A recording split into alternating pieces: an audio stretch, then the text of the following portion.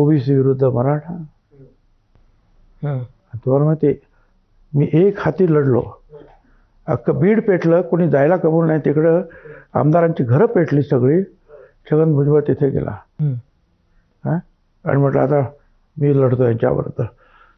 आणि 17 ऑक्टोबरला जाहीर सभा ठरली जालन्याला तिथेच.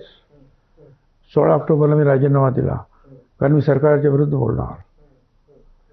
कारण आम्ही रक्षण नाही केलं लोकांचं. आमच्या आमदारांचं आम्ही रक्षण करू शकत नाही. आम्ही जनतेचं कसं करणार. जात असताना वाटेत काही करा, राजीनाम्याचं बोलू नका. मग काय बोलात मला काय बोल.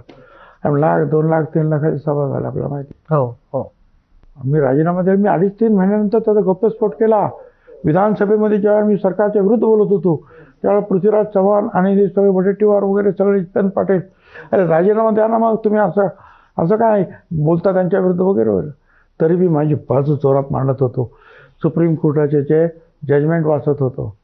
पण जेव्हा एक जण असं म्हणाला सरकारी पक्षाचा, शिंदे गटाचा, याच्या कमरेत लाद घालून याला मंत्रिपदावरून हाकला, त्यावेळेला मी नगरच्या रॅलीमध्ये डिस्क्लोज केलं, सांगितलं की मी राजीनामा दिलाय, जास्त बोलू नका.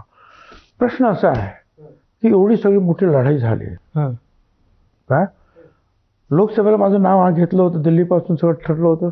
1 महिना माझं डिक्लेअर नाही झालं, मी माघार घेतली. राज्यसभा पहिली निघाली. मी सांगतो मी जातो तिथे. ते सुनेत्रताई पडलेले आहेत, आपल्याला म्हटलं ठेके देऊन टाका त्यांना. दुसरी राज्यसभा आली, त्यामुळे नितीन पाटील म्हणून मकरंद पाटीलचे भाऊ, त्यांना द्यायच्या. अरे म्हटलं मग मी काय करू, मी आता 40 वर्ष झाली, मला जाऊ दे या विधानमंडळात. नाही तुमची गरज आहे. त्याच्या अगोदर काय झालं होतं, लोकसभेला वाताहत झाली होती थोडीशी आमची. मग तुमचा चेहरा तुम्ही लढायला पाहिजेत काय, तुम्ही कॉन्टेस्ट करायला पाहिजे इथे राहून. बरोबर त्यांचं म्हणणं. मी लढलो.